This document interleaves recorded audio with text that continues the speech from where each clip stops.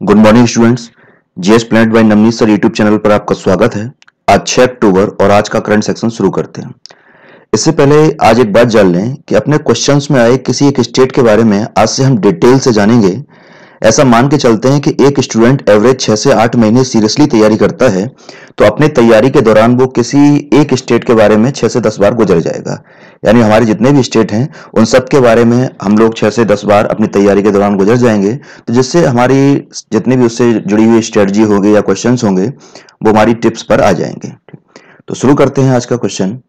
पहला क्वेश्चन है, हाल ही में विश्व आवास दिवस कब मनाया गया? तो इसका सही आंसर है 5 अक्टूबर। विश्व आवास दिवस जो होता है वो हर अक्टूबर के पहले सोमवार को मनाया जाता है, यानी कि मंडे को मनाया जाता है। तो इस बार अक्टूबर का पहला सोमवार पड़ा 5 अक्टूबर को, तो विश्व आवास दिवस मनाया गया है हमारा 5 अक्टूबर को। और इस बार का जो विश्व आवास दिवस का विषय रहा वो रहा housing for all a better urban future. Housing for all a better urban future. अगला क्वेश्चन, अंतरराष्ट्रीय ऑनलाइन निशानेबाजी चैंपियनशिप में 10 मीटर राइफल स्पर्धा में स्वर्ण किसने जीता? तो ये स्वर्ण जीता है 10 मीटर राइफल स्पर्धा में विष्णु शिवराज पांडेयन ने। ये विष्णु शिवराज पांडेयन है हमारे, जिन्होंने स्वर्ण पदक जीता है। अगला क्वेश्चन, कि किस राज्य सरकार ने हैव प्योर नेचुरली योर्स पहल को प्रारंभ किया? तो इसका हमारा आंसर है उत्तराखंड। उत्तराखंड सरकार ने हैव प्योर नेचुरली योर्स पहल को प्रारंभ किया है और इसका उद्देश्य जो योजना का रहा वो महिला किसानों की मदद करना, ठीक है ना, किसानों और विशेषकर महिला किसानों की मदद करना और उन्हें सशक्त बनाना, जिससे कि आत्मनिर्भर भारत की दिशा में वो अपना योगदान दे सके। तो महिला किसानों को आत्मनिर्भर बनाने के लिए, सशक्त बनाने के लिए उत्तराखंड सरकार ने हैव प्योर नेचुरली योर्स योजना की शुरुआत की है। अब हम अपना, जैसे कि हमने बोला कि एक एक राज्य करेंगे किसी दिन बहुत ज्यादा, तो आज अपना पहला राज्य उठाते हैं उत्तराखंड, क्योंकि क्वेश्चन में आया है, और उत्तराखंड से जुड़े हुए हम अपने क्वेश्चनों को देखते हैं। उत्तराखंड जो राज्य है ये मैप में दिखाया गया, ये यानी कि हमारे उत्तर पूर्व में ये लगा हुआ उत्तराखंड और अलग से सेपरेट मैप इसका ये रहा उत्तराखंड। उत्तराखंड की अगर उपनाम की बात करें तो उत्तराखंड को ही बोला जाता है देवभूमि। आप सभी लोग कॉपी पेन लेके बैठा करें, जिससे साथ में जो एक्स्ट्रा क्वेश्चन बोलूं उनको आप नोट कर सकें।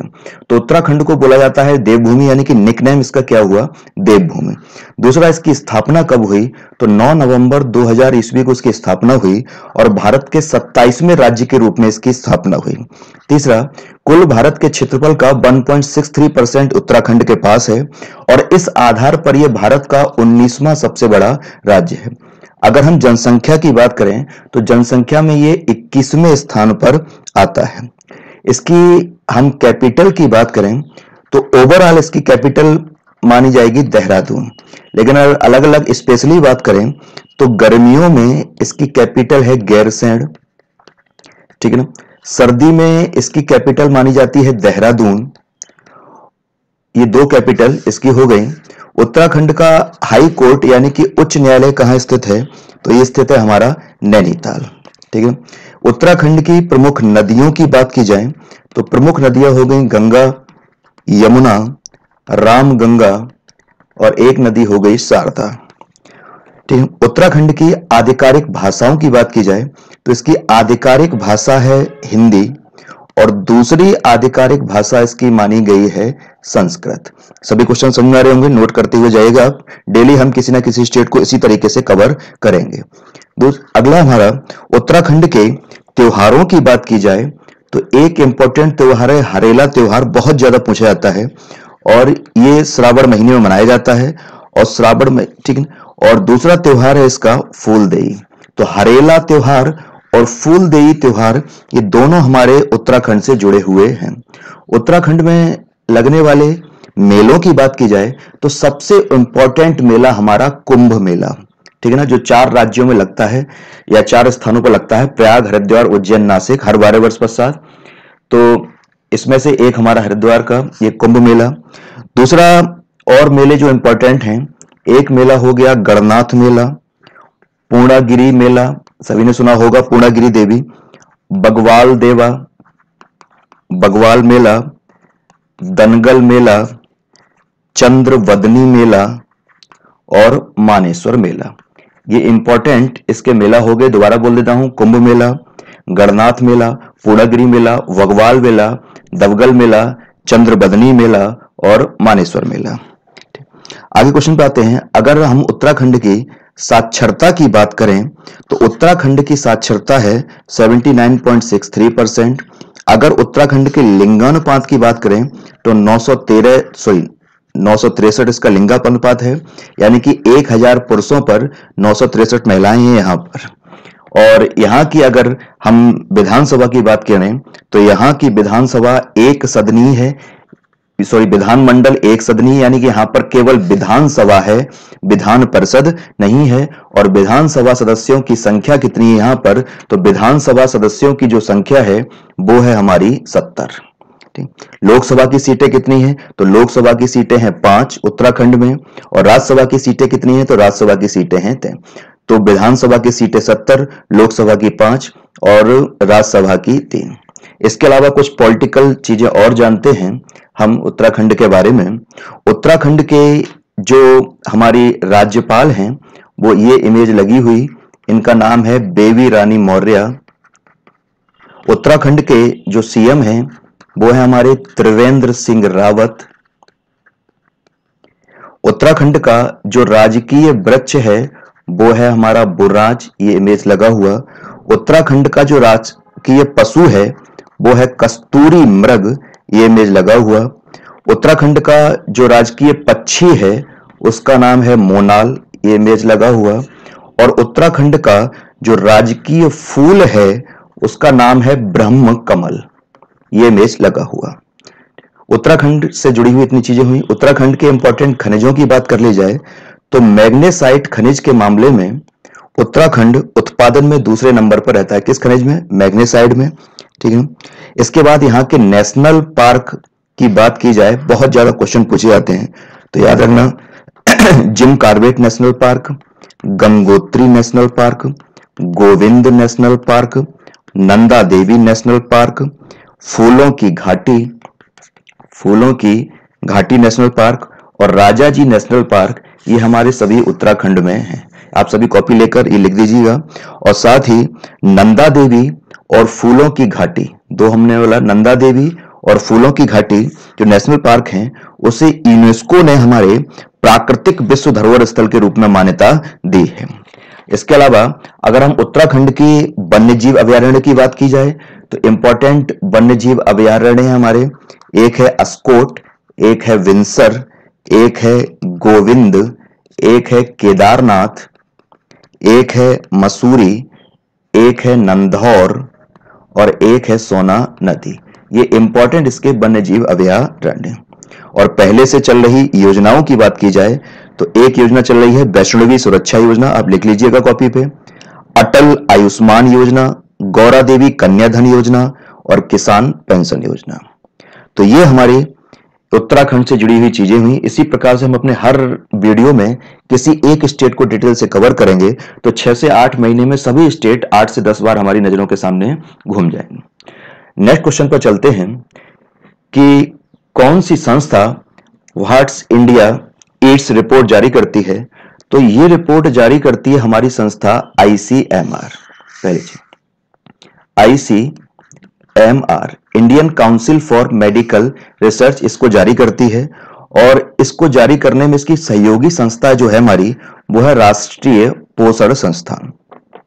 इस रिपोर्ट में बोला गया है, व्हाट इंडिया ईट्स रिपोर्ट में, कि जो हमारे शहरी क्षेत्र होते हैं वहां पर ग्रामीण क्षेत्रों की तुलना में ज्यादा वसा यानी कि ज्यादा खाया जा रहा है फैट। और यह बोला गया है कि शहरी क्षेत्रों में औसतन 51.6 ग्राम वसा खाया जा रहा है, वहीं ग्रामीण क्षेत्रों में 36 ग्राम वसा खाया जा रहा है। ठीक है। तो शहरी क्षेत्रों में ज्यादा वसा यानी कि फैट खाया जाता है। ICMR की बात कर ली जाए, Indian council for medical research, तो ये हमारे भारत की एपेक्स बॉडी है, यानी कि सबसे बड़ी बॉडी है मेडिकल रिसर्च के क्षेत्र में। इसका गठन किया गया 1949 में। इनका हेड क्वार्टर है दिल्ली में और इसके जो हेड हैं वो हैं हमारे बलराम भार्गव। ठीक है ना। अगले क्वेश्चन पे आते हैं कि ओवर टाइम मजदूरी के भुगतान से छूट जिसे गुजरात सरकार ने जारी किया था, रद्द कर दिया है, जारी किया था, उसे सुप्रीम कोर्ट ने रद्द किस अनुच्छेद से शक्ति प्राप्त कर दिया है? तो ये हमारा है आंसर इसका अनुच्छेद 142। गुजरात सरकार ने क्या किया भी कि गुजरात सरकार ने ये स्टेटमेंट जारी किया कि जिस आर्थिक प्रगति के लिए जो कारखाने के मालिक हैं वो मजदूरों से ओवरटाइम करा सकेंगे और उसका भुगतान नहीं करेंगे। तो सुप्रीम कोर्ट ने इस निर्णय को रद्द कर दिया। तो इसकी शक्ति मिली सुप्रीम कोर्ट को आर्टिकल 142 में। आर्टिकल 142 कहता है कि उच्चतम न्यायालय अपनी अधिकारिता का प्रयोग करते हुए ऐसी डिक्री पारित कर सकता है या ऐसा आदेश दे सकता है जो उसके समक्ष लंबित किसी विषय में पूर्ण न्याय करने के लिए आवश्यक हो। ठीक है ना? और ऐसा आदेश भारत के राज्य क्षेत्र में हर जगह लागू होगा। तो कहना चाहिए कि हमारा दूसरा क्वेश्चन यहां से पूछा भी गया है, एग्जाम का नाम याद नहीं आ रहा, कि पूर्ण न्याय देने से संबंधित सर्वोच्च न्यायालय का कौन सा अनुच्छेद है? तो अनुच्छेद 142। अगले क्वेश्चन पे आते हैं कि C-130J हरकुलस विमान किस देश के हैं? तो ये विमान है अमेरिका के। ये इसकी इमेज हो गई हरकुलस विमान की। और भारत ने अमेरिका के साथ $90 मिलियन का भी रक्षा समझौता किया है और इस समझौते के द्वारा यह तय हुआ है कि America C-130J super Hercules cargo विमान को भारत के बेड़े के लिए उपकरण, स्पेयर पार्ट्स आदि प्रदान करेगा। अगले क्वेश्चन पे आते हैं कि जनजातीय स्वास्थ्य सेवा के लिए प्राकृतिक चिकित्सा परियोजना का उद्घाटन किस शहर में किया गया है? तो यह हमारा किया गया है पुणे में। इसका आंसर हुआ पुणे। केंद्रीय आयुष मंत्री ने, और जो केंद्रीय आयुष मंत्री है हमारे श्रीपद येसो नायक, ठीक है ना, ये हमारे केंद्रीय आयुष मंत्री हैं। इन्होंने महाराष्ट्र के पुणे में राष्ट्रीय प्राकृतिक चिकित्सा संस्था की नई इकाई का उद्घाटन किया और यही इकाई का जो उद्घाटन किया वही हमारी स्थापित कहां पर है? पुणे में। अगले क्वेश्चन पे आते हैं, सार्वजनिक वितरण प्रणाली में ईज ऑफ डूइंग बिजनेस सुधारों का सफलतापूर्वक संचालन करने वाला देश का पहला राज्य कौन सा बना है? तो इसका सही आंसर होगा हमारा आंध्र प्रदेश। ठीक है ना? ईज ऑफ डूइंग बिजनेस में क्या है कि आंध्र प्रदेश ऐसा राज्य बना है कि जिसने अपने राज्य में निवेश अनुकूल माहौल तैयार किया है और जिससे कि बिजनेस करने में आसानी हो। नाम से ही लग रहा होगा, ईज ऑफ डूइंग बिजनेस, यानी कि इजी बिजनेस को करना, यानी कि बिजनेस को संचालित करना आसान हो, ऐसे नियम कानून अपने राज्य में स्थापित करना। तो आंध्र प्रदेश देश का ऐसा पहला राज्य बना है जिसने ईज ऑफ डूइंग बिजनेस को सफल बनाया है। इसने एक व्यवसायिक माहौल तैयार किया है अपने राज्य में। आंध्र प्रदेश की बात की जाए तो आंध्र प्रदेश के जो सीएम हैं वो हैं YS जगन मोहन रेड्डी। आंध्र प्रदेश के राज्यपाल की बात की जाए तो ये राज्यपाल हैं विश्व भूषण हरिचंदन। और आंध्र प्रदेश की कैपिटल की बात की जाए तो आंध्र प्रदेश की हमारी कैपिटल है अमरावती। ठीक है, अगले क्वेश्चन पे आते हैं कि वर्तमान में निम्न में से किन क्षेत्रों में जाम्बी फायर देखा गया है? तो ये देखा गया है हमारे आर्कटिक क्षेत्र में। पहला हमारा क्वेश्चन का आंसर कि जाम्बी फायर किस क्षेत्र में देखा गया है? तो आर्कटिक क्षेत्र। दूसरा क्या है कि ये जाम्बी फायर होता क्या है? बेसिकली क्या है कि आर्कटिक जो क्षेत्र है हमारा, उसमें आग की घटनाओं का जो पैटर्न है और जो स्वरूप है उसमें तेजी से हो रहा है चेंज। और रिसेंटली क्या हुआ है कि आर्कटिक क्षेत्र यानी जिसे हम टुंड्रा क्षेत्र भी बोलते हैं, टुंड्रा क्षेत्र के में लगने वाली जो आग की घटनाएं हैं वो लगातार बढ़ रही हैं और इन लगातार बढ़ने में एक रीजन है हमारा जाम्बी फायर। ठीक, जाम्बी फायर में क्या होगा कि जाम्बी फायर में आग लगेगी लेकिन आग किसी पिछली घटना का कारण होती है। होगा क्या कि आग ऊपर से नहीं दिखाई देगी, आग नीचे से बर्फ के नीचे जो कार्बन युक्त पीठ होते हैं उसमें आग दबी रहेगी, धीरे धीरे ये सुगलेगी और उसके कुछ दिनों बाद मुख्य भूमि पर आ जाएगी। तो पिछली आग का ही कहना चाहिए एक एक्सटेंडेड वर्जन होता है जो बाद में दिखाई देती है, उसी को बोला जा रहा है यहां पर जाम्बी फायर। तो ऐसी आग अधिकांशतः वर्तमान में आर्कटिक क्षेत्र, हो सकता है क्वेश्चन में लिख दे वो टुंड्रा क्षेत्र, इस क्षेत्र में देखी जा रही है।